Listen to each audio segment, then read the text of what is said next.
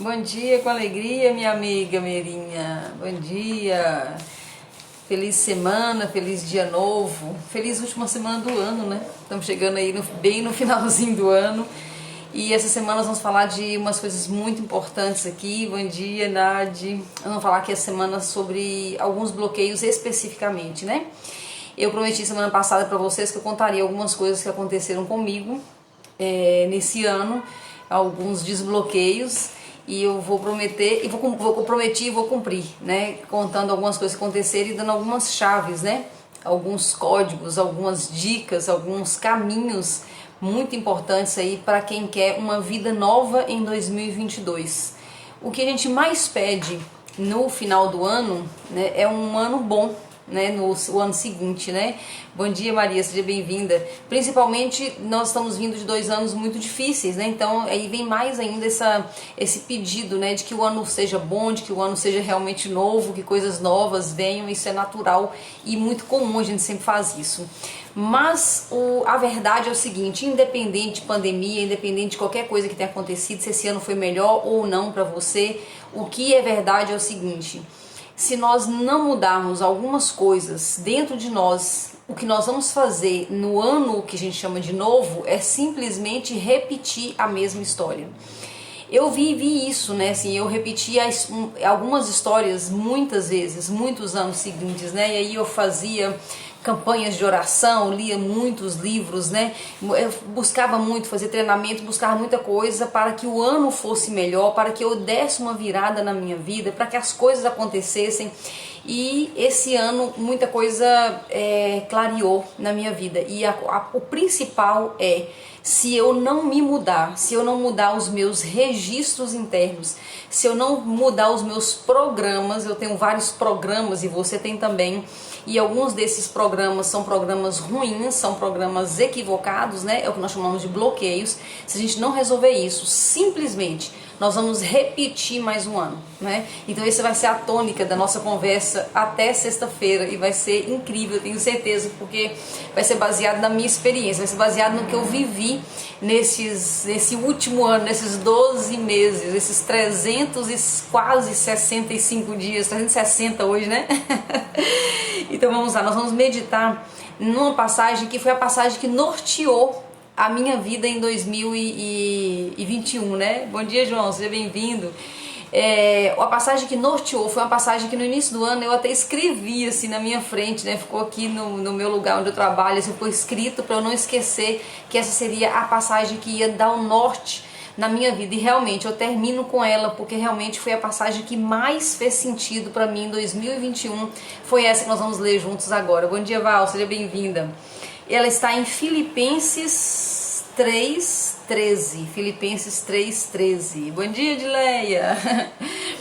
Irmãos, não julgo que eu haja alcançado, mas uma coisa faço. Isso é Paulo falando, né? Uma coisa faço, que é: esquecendo-me das coisas que atrás ficam e avançando para as coisas que estão adiante, prossigo para o alvo, pelo prêmio da soberana vocação de Deus em Cristo Jesus.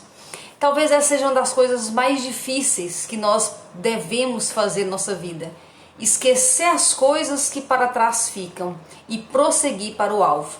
Como eu disse, né, durante muito tempo eu tentava acertar o alvo, eu me esforçava olhando para o alvo, mas eu não deixava para trás as coisas que para trás deveriam ficar.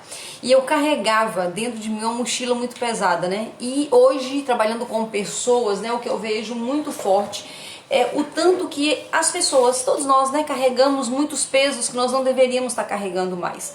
E isso faz com que a gente erre o alvo. Nós não temos força nem energia para acessar o alvo, né? Bom dia, Carol, seja bem-vinda, amiga. Nós não temos força nem energia para acessar o alvo. Por quê? Porque nós estamos ainda no passado. Nós estamos ainda voltados nas coisas, como Paulo diz, que para trás deveriam ter ficado. E aí eu estou falando de bloqueios, né? No início desse ano eu fiz um programa com o Pablo Marçal, inclusive tá começando de novo agora, quem quiser tá na hora de entrar, né, que é o programa 10 em 1 ou o pior ano da sua vida. O nome é muito estranho, mas por que é o pior ano? Porque você enfrenta coisas que você tá talvez evitando há 30, 40, 20 anos, né? E aí nós fizemos esse programa e esse programa, através das mãos, né, da unção, do poder dado por Deus através da vida do Pablo Marçal, foi onde eu encontrei todos esses bloqueios e fui deixando para trás um a um. Eu cataloguei, né, comentei isso na sexta-feira, eu cataloguei os bloqueios que eu percebi que foram quebrados, mas tem muita coisa que quebra e você não percebe. Então alguns eu tenho certeza que escaparam e a gente percebe depois. Uma coisa que era importante deixa de ser, você fala, olha, o que mudou, né? Mudou porque quebrou um programa dentro de você e aí você age diferente. Mas eu conscientemente eu percebi 18 e eu escolhi 5 dos que eu julguei serem os principais. E eu quero falar com vocês desses 5 essa semana. E eu vou começar hoje com o que eu considero ser o pai de todos os bloqueios, que é o bloqueio de religiosidade. Esse bloqueio ele é terrível, porque mesmo se você não foi criada debaixo de bases cristãs rígidas ou de alguma outra religião, mesmo que não seja cristã, base de alguma religião mais rígida, você também recebeu através do inconsciente coletivo. Então é muito louco, né? Porque na verdade paira no ar, né, a força da religiosidade. Aí você fala, André, eu não estou entendendo nada, religiosidade não é uma coisa boa, né? Nós aprendemos desde criança que a questão da religiosidade, ser ligado com Deus.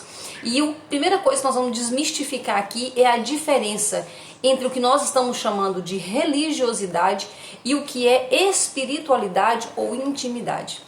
Então, lógico, nós temos um Deus maravilhoso, um Deus que é Pai, um Deus que quer intimidade conosco, mas quando eu falo de religiosidade, foi o que os homens fizeram em nome de Deus. Isso é muito sério, né? Isso é muito sério porque e isso não é novo, sabia que isso não é novo? Se você pegar o Evangelho, né, e você estudar o que Jesus falava naquela época com os religiosos da época, Jesus chegou a dizer assim, vocês colocam cargas no povo que nem vocês conseguem suportar. Então, sempre o homem e mulher, né, o homem, ele para manipular as pessoas, para manter as pessoas debaixo do seu próprio controle, para que as pessoas fizessem aquilo que era interessante para eles. O homem, sempre, desde a época de Jesus, já tem registrado isso na Bíblia, né? O homem, em nome de Deus, cria regras. E nós vamos recebendo essa regra com nenhum filtro, esse é o problema. Nós não colocamos filtros e nós não questionamos as regras. E nós vamos seguindo as regras como se fosse uma lei dada direto por Deus, como se viesse nas tábuas da lei, né? A palavra de Deus diz que Moisés recebeu direto de Deus 10 leis, né, que estavam nas tábuas, né? Só que o homem, ele não está satisfeito mais. Bom dia, Neuza, seja bem-vinda. O homem não fica satisfeito mais com as 10 leis que estão nas tábuas da lei, né? E coloca aí 1 milhão de leis em cima disso e vai puxando e puxando e puxando e vai só aumentando as leis.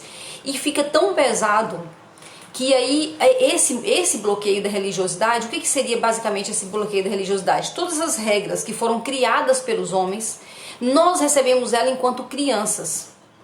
E no fundo nós temos medo de quê? Qual é o verdadeiro medo que o ser humano tem? O verdadeiro medo do ser humano Deus é morrer e encontrar com Deus.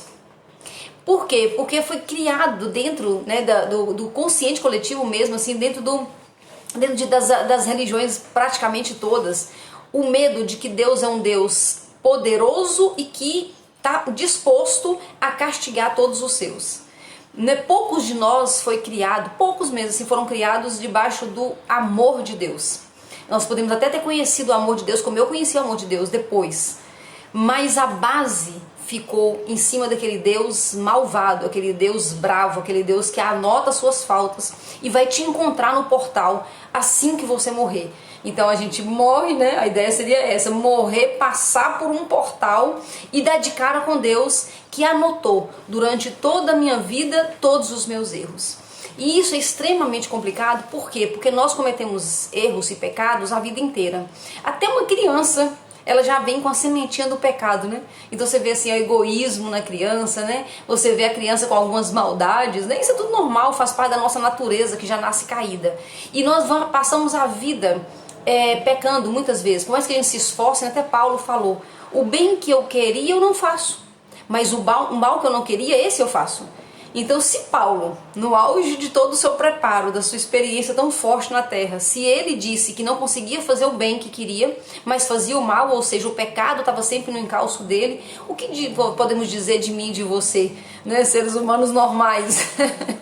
Então o pecado está sempre à nossa porta, e a gente às vezes até anda bem, na maioria das vezes, mas uma hora ou outra a gente acaba caindo, é natural o pecado, né? E a gente se arrepende e levanta. Mas o problema é que quando nós estamos bloqueados na nossa religião, na religiosidade, nós confundimos o seguinte: é como se, não, na verdade é para quem é bloqueado na religião. Isso é o que me perturbou durante tanto tempo, e isso está trazendo outros bloqueios, vocês vão entender até o final da semana. Então eu vou ler um livro, por exemplo, e esse livro ele não é cristão, é um livro normal, e eu tenho medo de, lendo esse livro, ofender a Deus. Isso é um sinal de bloqueio de religiosidade. Tem pessoas que gostam de ir em determinado lugar, um templo, uma igreja, não sei como você chama. Tem muitas pessoas, né, que gostam e têm costume de ir, né, semanalmente ou como na frequência que você quiser, gosta de ir em determinado lugar. E isso é bacana, isso é legal. Então eu vou lá para eu me conectar com os irmãos, para eu ter meu tempo de oração, tá tudo certo. O problema é quando eu, por algum motivo, eu não posso ou eu não quero naquele dia, tô com aquela preguiça básica de final de semana, ou então, não sei, fiz alguma coisa, não estou com vontade, mas eu vou assim mesmo. Por que eu vou não querendo? Vocês já pararam para pensar por isso? Por que eu falo, não, mas hoje é domingo, eu preciso ir em determinada lugar, templo, religião, como você quiser chamar, e aí eu não quero ir.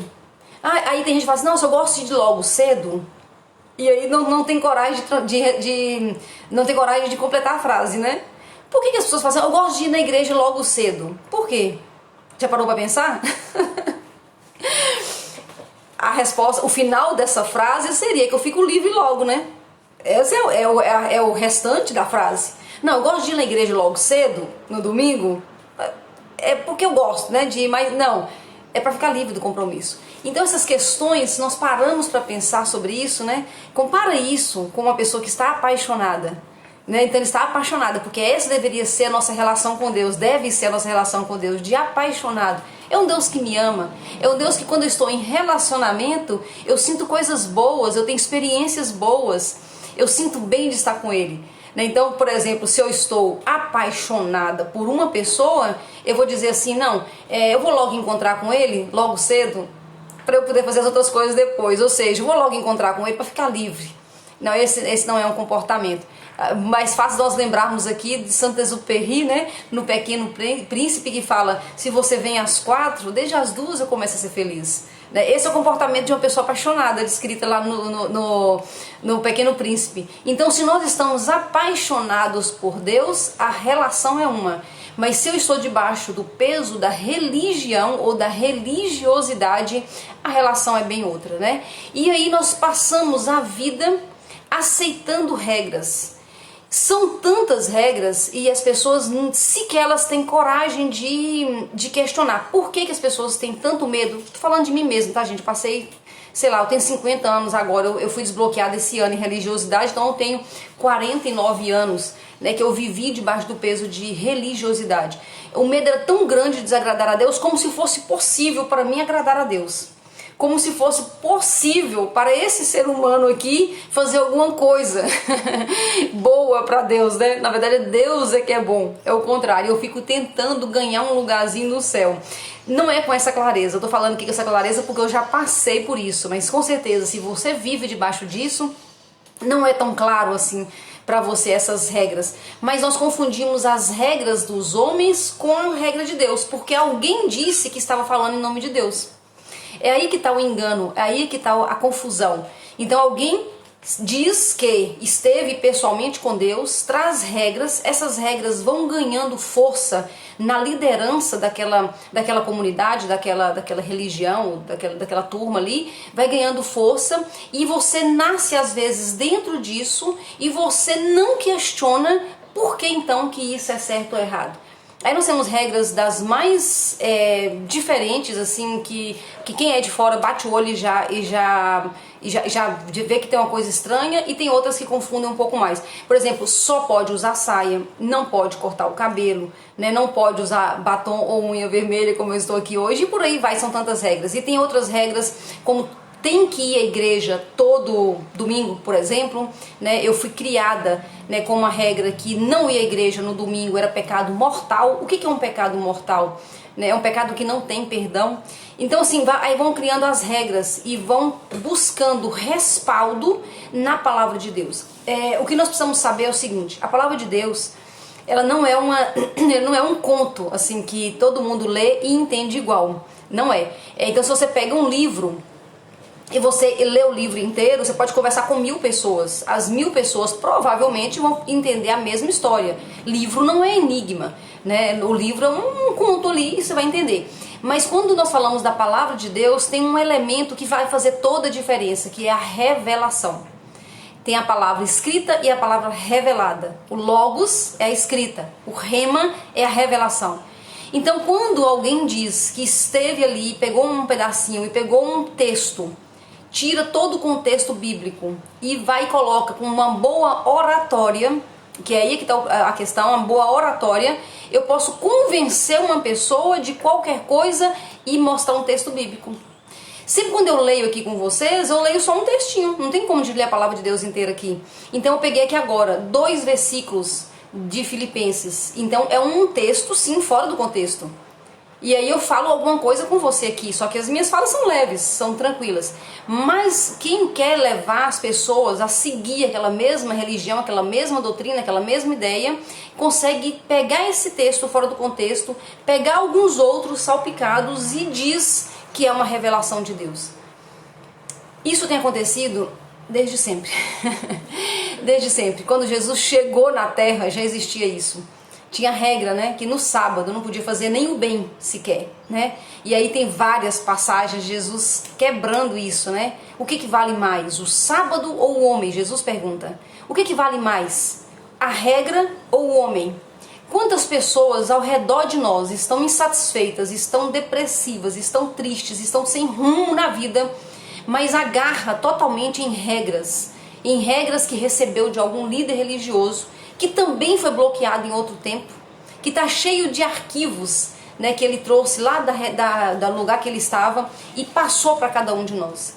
Isso vai dando para nós uma visão tão fechada, e tudo isso em nome de Deus. Isso que é o problema, em nome de Deus.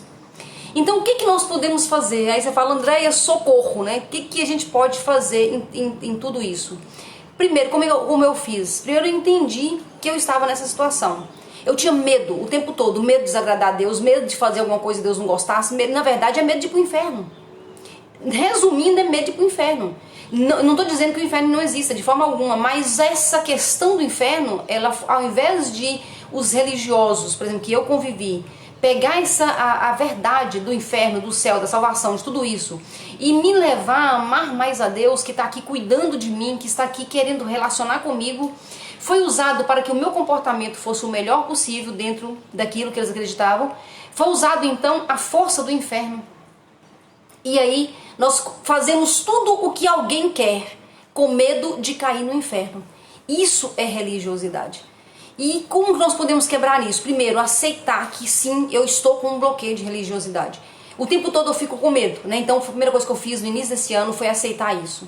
E depois pedir a Deus, ao invés de ficar pedindo homens de Deus, vamos dizer assim, né? Os, entre aspas, homens de Deus, alguns são de Deus, outros, né, você não sabe. Como é que você vai saber quem é que é de Deus e quem é que não é, né? Nós não temos ainda esse poder de bater o olho e enxergar. E ao invés de pedir a alguém, um homem ou uma mulher de Deus, nós buscamos na palavra de Deus, mas buscamos através do Espírito Santo de Deus a revelação. Então quando eu sinto no meu tempo de intimidade com Deus, eu peço, Deus, me dê o rema, me dê a revelação. O fulano ou a fulana, ou tal líder, ou tal pessoa assim, tá, ele tá falando bonito, mas só que ele não tem mais o Espírito que eu. O que é isso, né? O Senhor deu porções diferentes do Espírito Santo? Não. Eu posso ser tão cheia do Espírito Santo como qualquer outra pessoa. E sendo cheia do Espírito Santo, é o Espírito que revela. Não é a inteligência. Não é porque uma pessoa é inteligente demais ela entendeu a Bíblia, não. Nós entendemos a Bíblia não como um livro comum, como eu disse, mas através de revelação. E durante esse ano eu busquei muito isso de Deus, e Deus vai te mostrando, Ele vai abrindo portas, Ele vai colocando pessoas com uma palavra, com uma informação, um livro diferente, e você começa a ver tanta questão que você não tinha coragem de ler. Tem um livro que me ajudou muito nisso, que é um livro do Napoleão Hill, que é O Mais Esperto que o Diabo. O meu problema com religiosidade, o meu bloqueio, né, esse programa gigante que eu tinha na minha cabeça de religiosidade, ele era tão forte, que eu tinha esse livro já há algum tempo e eu tinha temor de ler o livro e ofender a Deus. Tô falando sério com vocês. Aí depois eu li o livro, mas cheio de reserva. Eu li o livro com o programa aberto. Na verdade, primeiro eu ouvi o audiobook, depois eu li o livro. Eu comprei livro. Mas tanto o audiobook que eu escrevi, que eu ouvi, como o livro que eu li, O Mais Esperto que o Diabo, eu li com um programa de religiosidade aberto. Quando você ouve qualquer coisa, ou você lê qualquer coisa com um programa aberto, na verdade você não está pensando. Você pensa que você pensa. Você está recebendo tudo com um programa aberto. É o programa que faz a leitura. Então tudo que eu via lá, eu tinha uma palavra contra, né? E aí então não adiantou. E esse ano eu li outras 2 vezes, acho que eu li 4 vezes, isso mesmo, 4 vezes o Mais Esperto que o Diabo. Essas 2 últimas vezes foi esse ano. E esse ano já tendo cancelado, eu cancelei esse programa, eu desliguei, eu dei Ctrl Alt Del e apagou tudo e recomeçou essa programação. Eu falei, Deus, eu quero começar com o Senhor, eu não quero começar com mais ninguém. Eu não quero aprender com mais ninguém, eu quero aprender com o Senhor, me dá revelação. E Deus vai abrindo então novas formas de enxergar, novas visões. E eu fui entrando num outro mundo, um mundo do amor. O contrário da religiosidade é a intimidade com o amor de Deus. E aí quando eu tenho alguma dúvida, quando tem alguma coisa que está me incomodando, quando eu tenho alguma coisa que eu não sei se está certo ou se está errado, se eu devo ou se eu não devo, ao invés de buscar e checar isso nas regras da religião, eu vou diante de Deus. Por isso que a intimidade deve acontecer todos os dias. O antídoto para a religiosidade é a intimidade.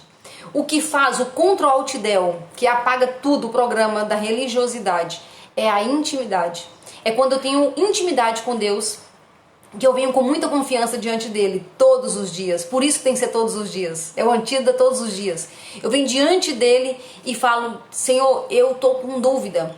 Eu sei, pela minha experiência ou pelo que eu aprendi nas religiões, no lugar que eu estive, eu sei que isso está tudo errado, que eu não posso fazer isso. Mas eu não quero essa resposta, eu quero a sua resposta. Me dê revelação. Eu faço perguntas para Deus, mas eu não faço perguntas, bom dia, Helena. Eu não faço perguntas para Deus desafiando nem desrespeitando a Deus. Eu faço perguntas para Deus com um coração que quer entender dele. E aí ele vê isso em mim e ele responde. Se eu fico desafiando e provocando Deus, aí tá totalmente errado. Mas quando eu falo, Deus, eu aprendi essa regra aqui. Isso é uma regra ou isso é um princípio? Isso aqui que eu sempre aprendi que era certo. Isso aqui é certo. O Senhor, o que o Senhor me fala? Tá certo ou tá errado? Eu faço ou eu não faço? Isso que é seu ou isso que não é dos homens? Me dá uma luz e o Senhor me fala. Quando nós queremos, o Senhor mostra para nós. Então o antídoto da religiosidade é a intimidade. Eu não preciso, e isso não é arrogância, isso é intimidade com Deus. Eu não preciso que ninguém me fale o que é certo e o que é errado, porque eu estou ligado direto na fonte. Quando eu estou ligado todos os dias direto na fonte, isso não é arrogância, é só dar a Deus o que é de Deus e a César o que é de César. As regras é de César, o rema é de Deus. Então quando eu tenho alguma dúvida, eu vou nele. E ninguém pode me... Não adianta, não me falem nada diferente, que eu não vou ouvir. Por quê? Porque eu já fui direto na fonte. Eu fui e busquei o rema. E quando eu busco o rema, Deus fala no meu coração. E nenhuma regra que eu aprendi minha vida inteira tem mais força hoje na minha vida do que as coisas que eu tenho pegado ali direto do coração de Deus. Então esse foi o primeiro bloqueio que eu fiquei livre. E não foi o primeiro que eu fiquei livre, não sei a ordem mais. Mas esse foi o bloqueio mais importante que eu quebrei esse ano. Dei um Ctrl Alt Del nesse programa aberto. E hoje, todas as vezes, às vezes vem ainda, sabe? Porque uma das coisas que nós vamos ver a semana é isso. Quando nós temos uma vida inteira num programa, depois quando acontece alguma coisa parecida, a sua reação é igual. Por exemplo, outro dia tinha vou dar um exemplo assim, bem rasgado para vocês entenderem. Outro dia tinha uma pessoa falando de Deus com uma saia curta. Curta para o meu padrão, tá? Curta para o meu padrão. E na hora que eu vi aquela mulher com o microfone na mão falando de Deus e com a saia curta, na hora veio a antiga Andréia, cheia de religiosidade. E aí eu voltei e pensei, Deus se alegra do que ela está falando. Deus se alegra do coração dela. Eu estou preocupada com a saia, né? E aí nós vamos quebrando o costume dentro desse programa antigo, até nós construirmos outro jeito de pensar, até nós construirmos outro jeito de agir, que é o jeito que agrada a Deus.